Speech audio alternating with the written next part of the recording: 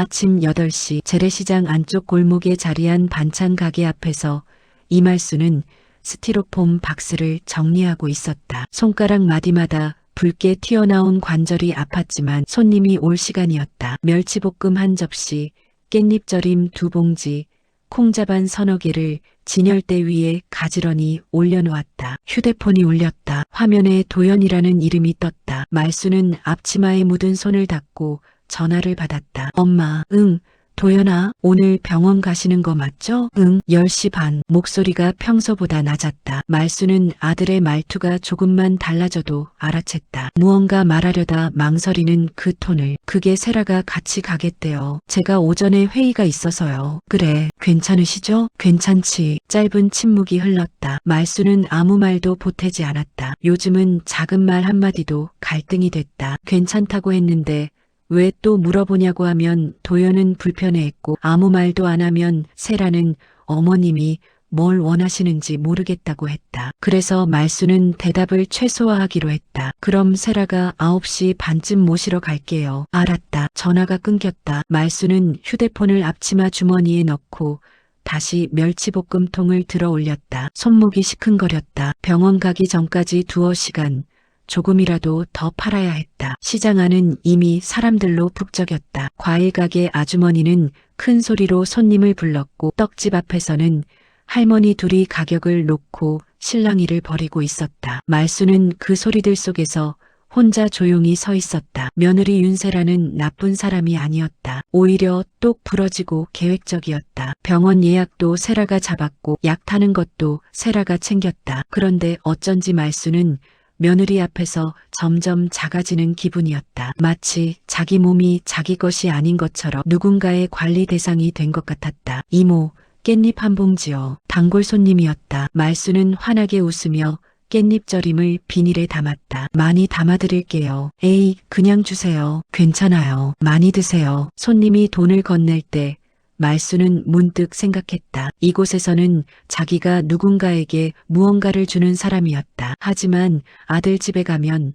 자기는 늘 받기만 하는 사람이었다. 시계를 보니 9시였다. 말수는 가게 문을 닫고 집으로 향했다. 병원 대기실은 조용했다. 말수는 윤세라 옆에 앉아 차례를 기다렸다. 세라는 휴대폰으로 무언가를 열심히 타이핑하고 있었다. 회사 일인지 아니면 누군가와 메시지를 주고받는 것인지 알 수 없었다. 어머님, 오늘 검사 결과 나오면 다음 주 재진 예약도 같이 할게요. 응, 그리고 약 처방 바뀌면 제가 정리해서 메모 붙여드릴게요. 헷갈리시면 안 되니까. 고마워. 말수는 고개를 끄덕였다. 세라는 늘 이랬다. 친절하고 체계적이었다. 하지만 그 모든 말에는 전제가 깔려 있었다. 어머님은 헷갈리실 거예요. 어머님 혼자는 어려우실 거예요. 말수는 그 전제들이 사실인지 아닌지 더 이상 확신할 수 없었다. 이말순 환자 보호자분? 간호사가 이름을 불렀다. 세라가 먼저 일어서며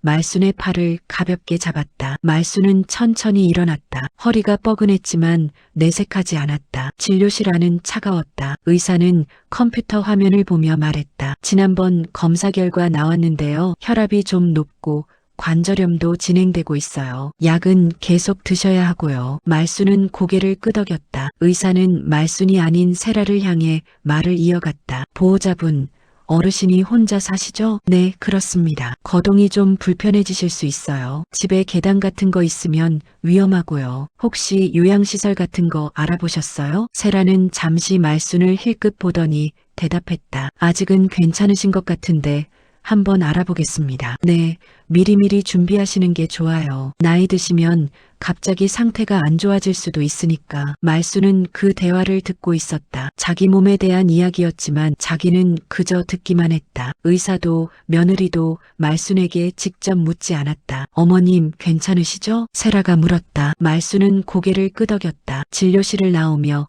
말수는 복도 끝 창문 너머로 보이는 하늘을 봤다. 맑았다. 대기실 의자에 앉아 처방전을 기다리는 동안 말수는 세라 옆에서 가만히 손을 모았다. 세라는 다시 휴대폰을 꺼내 들었다. 화면에 도연이라는 이름이 보였다. 여보, 진료 끝났어. 의사 선생님이 요양시설 얘기 꺼내셨어. 문자를 보내는 세라의 손가락이 빨랐다. 말수는 그 손가락을 보다가 시선을 돌렸다. 잠시 후 세라의 휴대폰이 울렸다. 도연이었다. 세라는 전화를 받지 않고 문자로 답했다. 지금은 안 돼. 나중에 집에서 얘기해. 말수는 그 문장을 보았다. 나중에 집에서 얘기해. 그 집은 도연의 집이었다. 말순의 집이 아니었다. 어머님, 약 나왔어요. 가시죠. 세라가 일어서며 말순의 팔을 다시 잡았다. 말순은 천천히 일어났다. 이번에는 허리가 아프다는 말을 하지 않았다. 어차피 그 말도 누군가의 계획 안에 들어갈 뿐이었다. 차는 조용히 달렸다. 세라는 운전대를 잡고 있었고 말순은 조수석에 앉아 창밖을 보고 있었다. 익숙한 거리가 지나갔다. 재래시장 입구, 동네 슈퍼, 이발소, 낡은 담벼락. 말순이 30년 넘게 살아온 동네였다. 어머님, 세라가 먼저 입을 열었다. 목소리가 조심스러웠다. 네, 요즘 집에서 불편한 거 없으세요? 없어. 계단 오르내리실 때 힘드시진 않으세요? 아까 의사 선생님 말씀 들으셨죠? 말순은 대답하지 않았다. 세라는 신호를 기다리며 다시 말했다. 사실은요, 어머님 집이 좀 오래됐잖아요. 벽지도 다 곰팡이 슬고 보일러도 작년에 한 번 고장 났었고요. 그래도 괜찮아. 근데 혼자 사시기엔 위험한 것 같아요. 화장실도 미끄럽고 문턱도 높고 넘어지시기라도 하면. 말수는 창밖만 보았다. 세라의 말이 틀린 건 아니었다. 집은 낡았고 계단은 가팔랐다. 겨울이면 보일러가 말을 안 들었고 여름이면 습기가 찼다. 하지만 그곳은 말순의 집이었다. 남편과 살았고 도연을 키웠고 혼자 남아서도 버텨온 공간이었다. 요양시설도 요즘은 좋은 데 많대요. 제가 알아봤는데 간호사분들도 상주하시고 식사도 다 챙겨주시고 어머님 같은 분들 많이 계시니까 외롭지도 않으실 거예요. 나는 집에 있을래. 말순의 목소리는 작았지만 단호했다. 세라는 잠시 말을 멈췄다. 어머님, 저도 어머님 생각해서 하는 말이에요. 도연이도 걱정 많이 하고요. 혹시라도 다치시면 어떡해요. 저희가 바로 달려갈 수도 없고. 괜찮아. 나 혼자 잘 살았어. 지금은 괜찮으셔도 나중엔 어떻게 될지 모르잖아요. 신호가 바뀌었다. 차가 다시 움직였다. 말수는 더 이상 대꾸하지 않았다. 세라는 한숨을 참으며 핸들을 꺾었다. 말순의 집이 있는 골목으로 들어섰다. 좁은 길 양옆으로 낡은 주택들이 다닥다닥 붙어 있었다. 대부분 빈집이었다. 재개발 얘기가 돌다가 흐지부지된 동네였다. 어머님, 도착했어요. 차가 멈췄다. 말수는 천천히 안전벨트를 풀었다. 세라가 차에서 내려 조수석 문을 열어주었다. 제가 집까지 모셔다 드릴게요. 아니야, 괜찮아. 어머님, 그냥 들어가세요. 제가 챙겨드릴게요. 말수는 고개를 저었다. 너 바쁘잖아. 가봐. 정말 괜찮으세요? 응. 세라는 잠시 망설이다가 말했다. 그럼 저녁에 도연이가 전화 드릴 거예요. 오늘 진료 결과 얘기 좀 하려고요. 말수는 고개만 끄덕였다. 세라는 다시 차에 올라탔다. 창문을 내리고 말했다. 어머님, 저희가 하는 말 나쁘게 생각하지 마세요. 다 어머님 위해서예요. 차가 떠났다. 말수는 그 자리에 서서 차가 골목 끝으로 사라질 때까지 지켜봤다. 다 어머님 위해서예요. 그 말이 귓가에 맴돌았다. 말수는 천천히 집으로 걸어갔다. 대문을 열고 현관에 들어서니 익숙한 냄새가 났다. 오래된 장판 냄새, 김치찌개 끓인 냄새, 세월이 배인 냄새. 말수는 방에 들어가 이불을 펼쳤다. 누워서 천장을 보았다. 천장에는 얼룩이 있었다. 몇 년 전 비가 셀 때 생긴 자국이었다. 나중에 얘기하자는 말이 거절이 아니라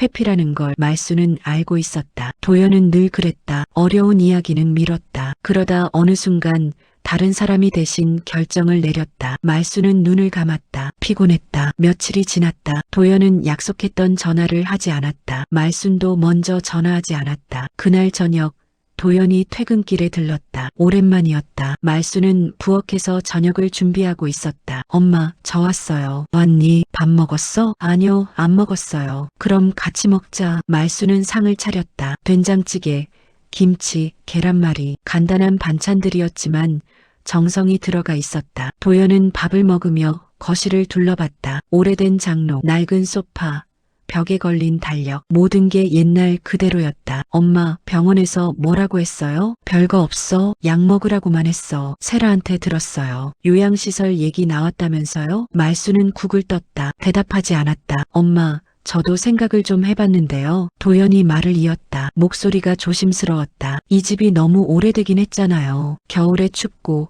계단도 위험하고 엄마 혼자 계시기엔 나는 괜찮아. 엄마, 지금은 괜찮으셔도 나중엔 어떡하시려고요. 만에 하나 넘어지시거나 하면 저희가 바로 달려갈 수도 없고. 말수는 반찬을 집어 도연의 밥 위에 올려놓았다. 많이 먹어. 엄마, 나중에 얘기하자. 도연은 입을 다물었다. 그 말을 제일 많이 하는 사람이 자기인데 어머니가 하니 할 말이 없었다. 밥을 다 먹고 도연은 잠시 소파에 앉아 있었다. 말수는 설거지를 하고 있었다. 도연의 휴대폰이 울렸다. 세라였다. 여보, 지금 어디야? 엄마지. 언제 와? 조금 있다가. 전화를 끊고 도연은 휴대폰을 내려다봤다. 화면에 알림이 하나 떠 있었다. 부동산 상담 마이너스 내일 오전 10시. 도연은 재빨리 화면을 껐다. 하지만 늦었다. 말순이 뒤에서 그걸 봤다. 부엌에서 설거지하던 손을 멈추고 고개를 돌렸을 때 도연의 휴대폰 화면이 꺼지는 게 보였다. 말수는 아무 말도 하지 않았다. 다시 설거지를 계속했다. 그릇 부딪히는 소리만 작게 울렸다. 엄마,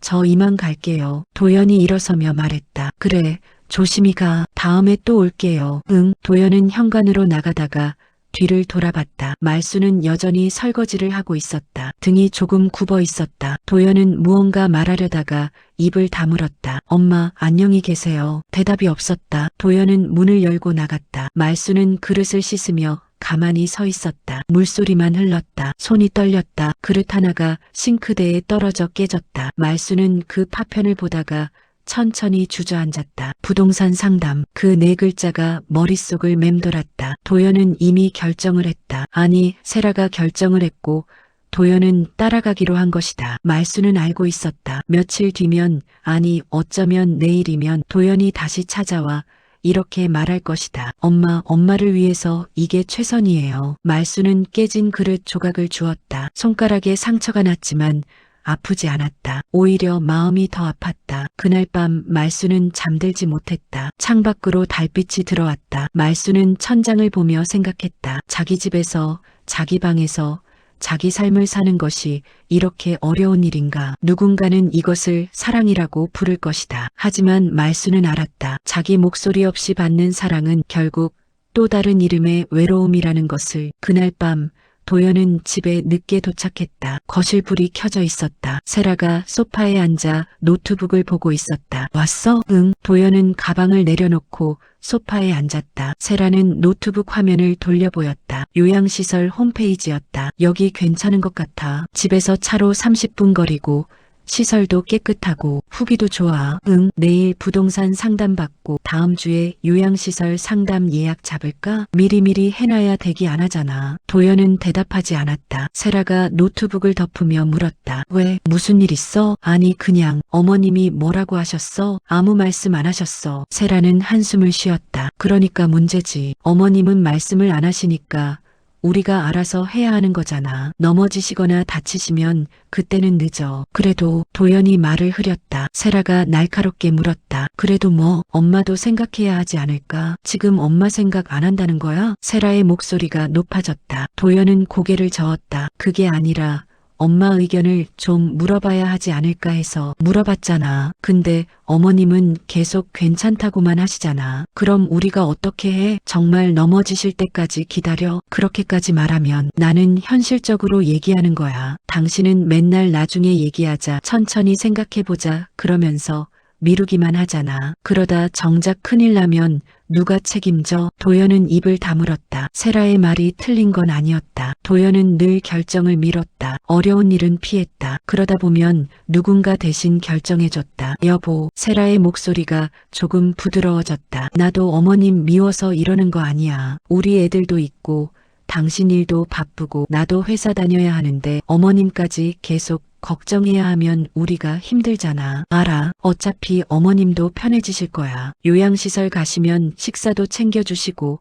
간호도 받으시고 혼자 외롭게 계시는 것보다 훨씬 나아. 도연은 대답하지 않았다. 세라는 다시 노트북을 폈다. 내일 부동산 상담 가는 거 맞지? 응. 그럼 나도 같이 갈게. 어머님, 집 시세가 어느 정도 되는지 알아야 요양시설 비용도 계산할 수 있잖아. 도연은 천장을 올려다봤다. 어머니의 등이 떠올랐다. 설거지하던 구분 등 아무 말 없이 돌아서던 그 뒷모습, 그리고 휴대폰 화면을 봤을 때 어머니의 표정. 아무것도 없는 것처럼 보였지만 도연은 알고 있었다. 어머니는 봤다. 그리고 아무 말도 하지 않았다. 여보, 너무 걱정하지 마. 다 잘 될 거야. 세라가 도연의 손을 잡았다. 따뜻했다. 하지만 도연의 가슴은 차가웠다. 그날 밤 도연은 잠들지 못했다. 옆에서 세라는 깊이 잠들어 있었다. 도연은 천장을 보며 생각했다. 어머님도 편해지실 거야. 정말 그럴까? 도연은 어렸을 때를 떠올렸다. 아버지가 돌아가시고 어머니는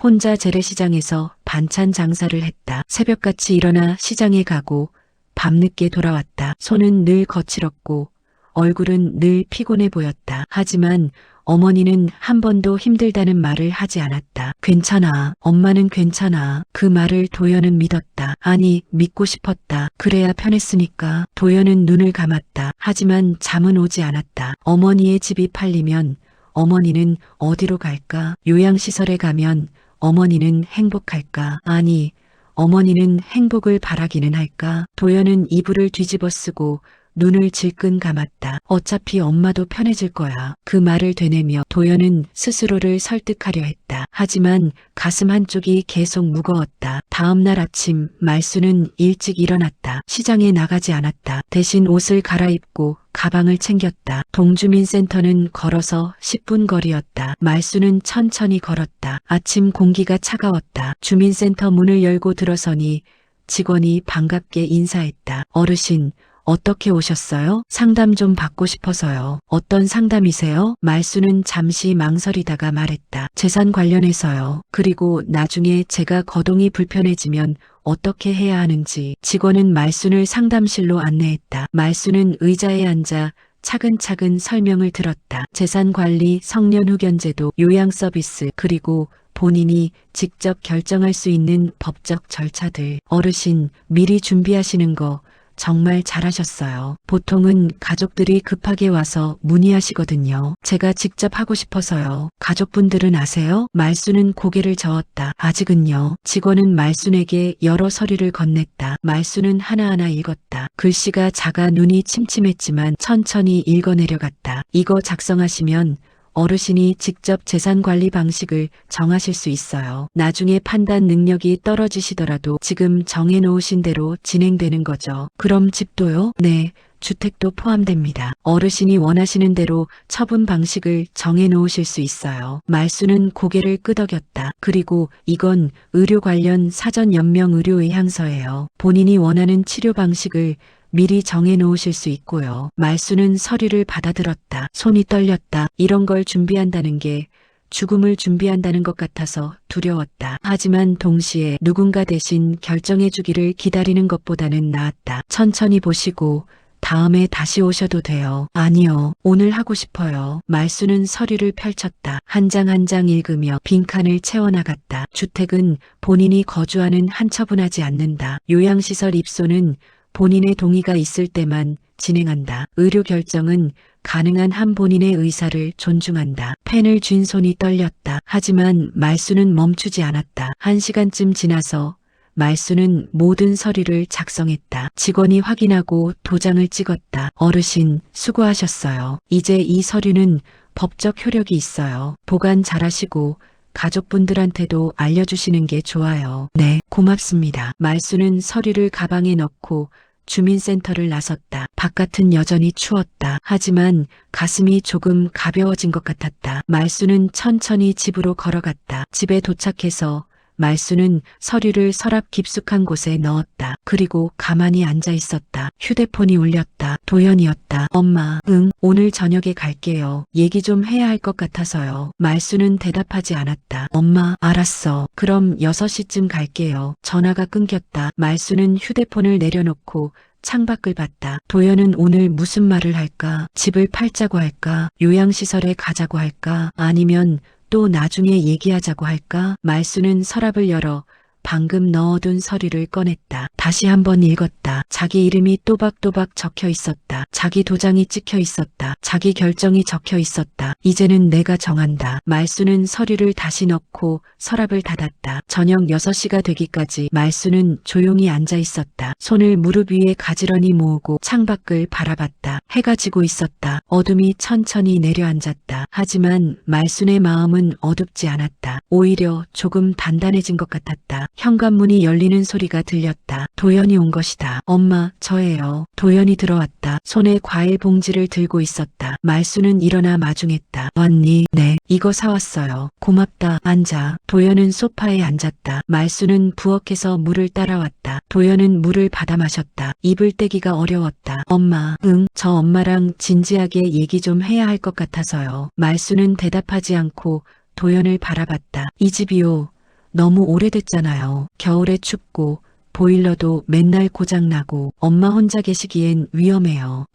그래서 집을 정리하는 게 어떨까 해서요. 말수는 여전히 말이 없었다. 도연은 계속했다. 요양시설 알아봤는데 좋은 데 있더라고요. 간호사분들도 계시고 식사도 다 나오고 엄마 또래분들도 많으시고 혼자 계시는 것보다 훨씬 안전하고. 너 결정했니? 도연이 말을 멈췄다. 뭐가요? 집 팔고 나를 시설에 보내기로. 엄마, 그게 아니라 부동산 상담 언제 받았어? 도연의 얼굴이 굳었다. 엄마가 어떻게? 며칠 전에 내 휴대폰에서 봤어. 부동산 상담 알림. 도연은 할 말을 잃었다. 말수는 조용히 말했다. 너는 나한테 한 번도 물어본 적이 없어. 내가 어떻게 살고 싶은지, 어디서 살고 싶은지. 엄마, 저는 엄마 걱정돼서. 걱정? 정말 나를 걱정하는 거니?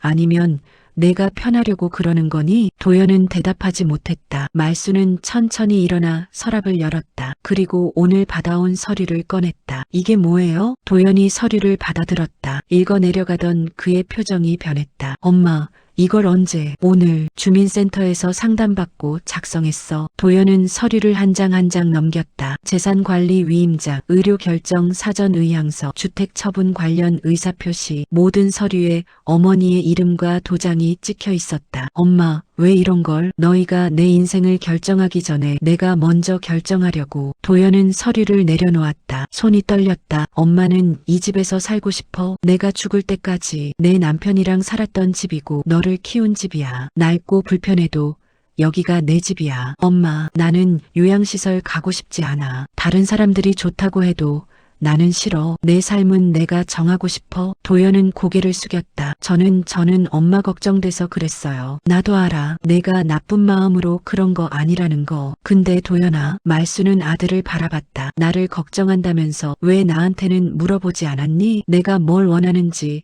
어떻게 살고 싶은지. 도연은 대답할 수 없었다. 말수는 계속했다. 너는 어렸을 때부터 그랬어. 어려운 일은 피하고 결정은 남한테 맡기고 그게 편하니까. 엄마, 저는 이번에도 그랬잖아. 세라가 결정하면 너는 따라가기만 하면 되니까. 도연은 고개를 들지 못했다. 말수는 서류를 다시 집어들었다. 이제는 달라. 나는 내 삶을 내가 정할 거야. 내가 동의하든 안 하든. 방안이 조용해졌다. 도연은 한참을 그렇게 앉아 있었다. 어머니의 서류를, 어머니의 서명을, 어머니의 결정을 바라보며. 그리고 처음으로 깨달았다. 어머니는 약한 사람이 아니었다. 보호받아야 할 대상이 아니었다. 어머니는 자기 삶을 살아온 사람이었고 지금도 살아가고 있는 사람이었다. 자신이 어머니를 무시했다는 걸, 어머니의 목소리를 듣지 않았다는 걸, 어머니를 사랑한다고 말하면서 정작 어머니를 존중하지 않았다는 걸. 도연은 천천히 고개를 들었다. 어머니를 똑바로 바라봤다. 엄마, 응, 죄송해요. 말수는 대답하지 않았다. 제가 잘못했어요. 도연의 목소리가 떨렸다. 엄마 생각은 안 하고 제 생각만 했어요. 아니, 사실은 엄마 생각도 제 생각도 아니었어요. 그냥 편한 길만 찾았어요. 말수는 여전히 조용히 앉아 있었다. 도연은 처음으로 고개를 숙여 사과했다. 진심으로. 말수는 아들을 바라보며 말없이 앉아 있었다. 도연의 어깨가 떨리고 있었다. 울고 있는 건지 참고 있는 건지 알 수 없었다. 말수는 손을 뻗어 아들의 손을 잡았다. 거칠고 따뜻한 손이었다. 도연아, 네 엄마, 너를 원망하는 건 아니야. 도연이 고개를 들었다. 눈이 붉어져 있었다. 엄마도 알아. 내가 나를 사랑한다는 거, 걱정한다는 거. 근데 사랑이 전부는 아니야. 존중도 필요해. 네 엄마, 알겠어요. 말수는 아들의 손을 놓았다. 이제부터는 내일은 내가 정할 거야. 물론 내 의견도 들을게. 하지만 마지막 결정은 내가 할 거야. 엄마, 저 부동산 상담 취소할게요. 말수는 고개를 끄덕였다. 그리고 세라한테도 얘기할게요. 엄마가 원하지 않으시면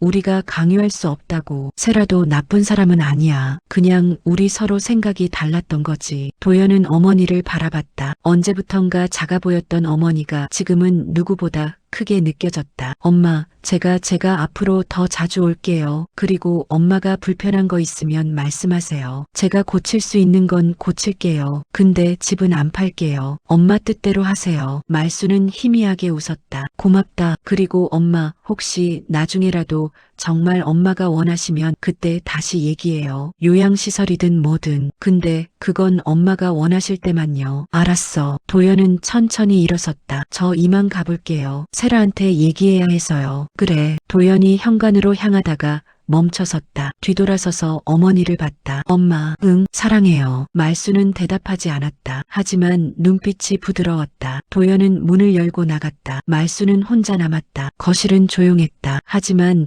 텅 빈 느낌은 아니었다. 말수는 창가로 걸어갔다. 밖은 어두웠다. 가로등 불빛만 희미하게 골목을 비추고 있었다. 말수는 서랍을 열어 서류를 다시 꺼냈다. 한 장 한 장 넘기며 자기 이름을 확인했다. 자기 도장을 확인했다. 자기 결정을 확인했다. 완전한 화해는 아니었다. 도연은 여전히 우유부단했고 세라는 여전히 현실적일 것이었다. 앞으로도 의견이 부딪힐 일이 있을 것이었다. 하지만 적어도 오늘 도연은 스스로 선택했다. 어머니의 뜻을 존중하기로, 집 매각을 철회하기로, 어머니의 삶을 어머니에게 돌려주기로. 말수는 그걸로 충분하다고 생각했다. 너무 늦었지만 그래도 아들이 스스로 선택했다는 사실만으로도 이 관계는 다시 시작될 수 있었다. 말수는 서류를 다시 서랍에 넣고 불을 껐다. 방으로 들어가 이불을 펼쳤다. 누워서 천장을 봤다. 여전히 얼룩이 있었다. 낡은 집이었다. 불편한 집이었다. 하지만